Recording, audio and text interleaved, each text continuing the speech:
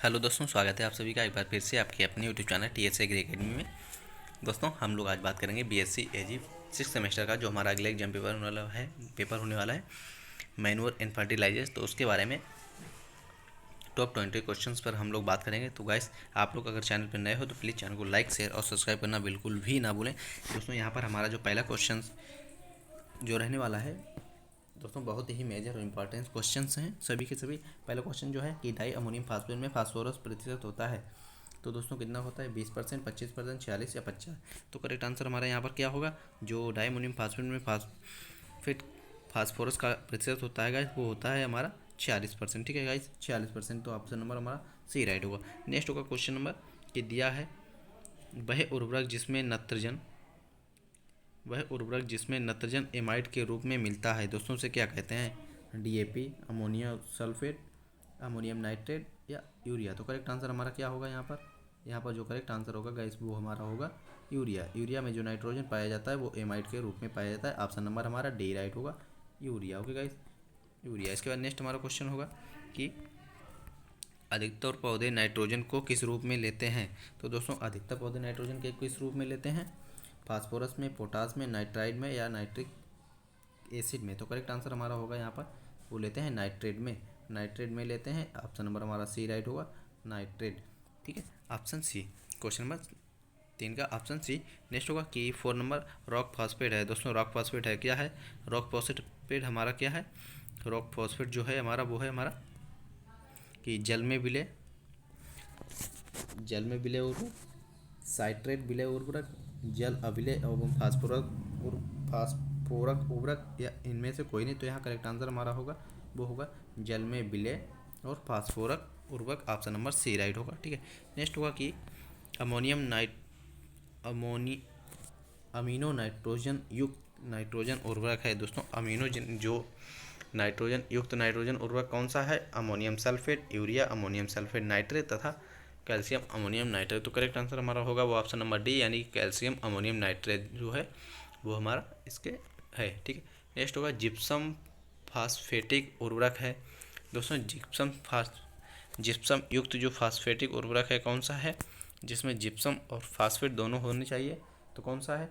Di ammonium phosphate, urea phosphate, nitro phosphate या single super phosphate. तो correct answer हमारा होगा वो ऑप्शन नंबर डी, यानी कि सिंगल सुपर फास्फेट। ठीक है, नेक्स्ट होगा दिया है कि नाइट्रोजन की सबसे अधिक मात्रा पाई जाती है। नाइट्रोजन की सबसे अधिक मात्रा किसमें पाई जाती है? गोबर की खाद में, वर्मी कंपोस्ट में, बायोगैस खाद में या मुर्गी की खाद में। तो दोस्तों, जो सबसे अधिक नाइट्रोजन की खाद पाई जाती है वो पाई जाती है मुर्गी की खाद में। नेक्स्ट होगा कि राइजोबियम सूक्ष्म जीवाणु की गांठों में पाए जाते हैं। दोस्तों, किसकी जड़ों की गांठों में पाए जाते हैं? जो राइजोम होते हैं अन्न वाली फसलों में, दलहनी फसलों में, तिलहनी फसलों में या रेशे वाली फसलों में। तो करेक्ट आंसर हमारा होगा वो होगा दलहनी फसलों में राइजोम जीवाणु पाए जाते हैं। ऑप्शन नंबर बी राइट होगा क्वेश्चन नंबर 8 का। नेक्स्ट होगा कि कंपोस्ट है। दोस्तों, कंपोस्ट क्या होता है? मोटा खाद, सांद्र खाद, हरी खाद या जैविक उर्वरक। तो करेक्ट आंसर हमारा क्या होगा कि कंपोस्ट जो है गाइस वो है हमारा ए, यानी कि मोटा खाद जो है वो एक कंपोस्ट है। नेक्स्ट है कि यदि मरकरी का स्तर अचानक गिर जाता है तो क्या होता है? अधिक गर्मी होती है, तूफानी की दशा होती है, भारी वर्षा होती है, अच्छा मौसम होता है।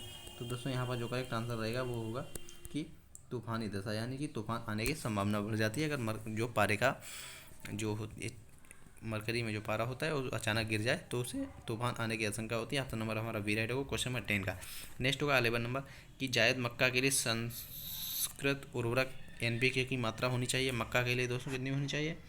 मक्का के लिए जो NPK की मात्रा होनी चाहिए गाइस होनी चाहिए वो होनी चाहिए।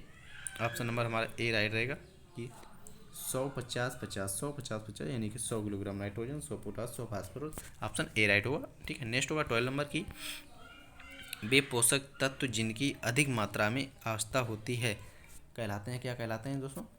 जिनकी अधिक मात्रा होती है वो मुख्य तत्व कहलाते हैं, यानी कि ऑप्शन नंबर हमारा ए राइट होगा। नेक्स्ट होगा कि निम्नलिखित में से कौन प्राथमिक तत्व हवा या पानी से प्राप्त होता है? दोस्तों, कौन सा प्राथमिक तत्व है जो हवा या पानी से प्राप्त होता है? वो हमारा है नाइट्रोजन, पेट्रोलियम, कार्बन या फास्फोरस। तो करेक्ट आंसर हमारा होगा वो ऑप्शन नंबर सी होगा, कार्बन। ठीक है, कार्बन हमारा करेक्ट आंसर होगा, यानी कि कार्बन हमें प्राप्त होता है हवा और पानी से। नेक्स्ट हमारा क्वेश्चन होगा, दिया गया है कि निम्नलिखित में से कौन सा पोषक तत्व पौधों को भूमि खाद से प्राप्त होता है। दोस्तों, कौन सा पोषक तत्व है जो पौधों को भूमि खाद से प्राप्त होता है, कौन सा है? तो कार्बन है, ऑक्सीजन है, नाइट्रोजन है, हाइड्रोजन है। तो करेक्ट आंसर क्या होगा? भूमि और खाद से प्राप्त होता है, वो हमारा है क्वेश्चन नंबर 14 का correct answer number C right होगा, यानी कि नाइट्रोजन प्राप्त होती है, नाइट्रोजन। ठीक है, भूमि और खाद से। नेक्स्ट होगा, नेक्स्ट दिया गया है निम्नलिखित में से कौन द्वितीय पोषक तत्व की श्रेणी में आता है। दोस्तों, कौन सा है जो द्वितीय पोषक तत्व की श्रेणी में आता है? क्वेश्चन नंबर हमारा जो है कि 15 है। तो दोस्तों, इसका करेक्ट आंसर क्या होगा? सल्फर होगा, पेट्रोलियम, कार्बन होगा, ऑक्सीजन होगा। तो करेक्ट आंसर हमारा होगा वो गाइस होगा सल्फर। सल्फर जो है वो हमारा द्वितीय पोषक तत्व की श्रेणी में आता है। नेक्स्ट होगा क्वेश्चन नंबर 16, दिया है वे पोषक तत्व जिनकी अल्प मात्रा पौधों के लिए आवश्यक होती है कहलाते हैं। दोस्तों, वो कहलाते हैं सूक्ष्म पोषक तत्व। ऑप्शन नंबर हमारा सी राइट है, सूक्ष्म पोषक तत्व। ठीक है, प्राथमिक द्वितीय नहीं बल्कि सूक्ष्म का बिल्कुल माइक्रो आवश्यकता होती है। नेक्स्ट होगा क्वेश्चन नंबर 17 की मृदा द्वारा पौधों को उनके सभी आवश्यक पोषक तत्वों को प्राण अवस्था में उपलब्ध करने की क्षमता को कहते हैं। दोस्तों, क्या कहते हैं? मृदा उर्वरता, मृदा उत्पादकता, सूक्ष्म तत्व तथा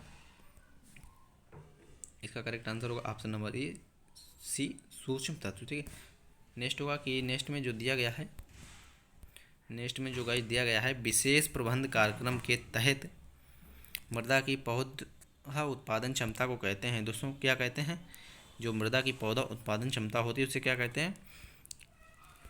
उसे कहा जाता है मृदा उत्पादकता। तो यानी कि ऑप्शन नंबर हमारा बी राइट होगा, मृदा उत्पादकता। गाइस, आप लोग प्लीज़ चैनल को सब्सक्राइब कर लेना अगर आपको क्लास पसंद आ रही हो। इसके बाद नेक्स्ट क्वेश्चन रहेगा हमारा, क्वेश्चन जो होगा वो 19 नंबर, दिया गया निम्नलिखित में से कौन सी क्रिया भूमि में पोषक तत्वों के लिए ह्रास के लिए जिम्मेदार नहीं है। दोस्तों, भूमि में पोषक तत्वों के लिए ह्रास के लिए कौन सी क्रिया जिम्मेदार नहीं है? यौगिकरण, विनाइट्रीकरण, लिचालन और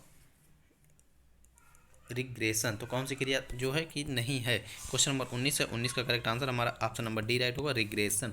ठीक है, इसके बाद लास्ट नेक्स्ट हमारा क्वेश्चन होगा 20 नंबर कि निम्न में कौन सूक्ष्म पोषक तत्व है। सूक्ष्म पोषक तत्व कौन सा है? दोस्तों, क्लोरीन है, गंधक है, मैग्नीशियम है या कैल्शियम है।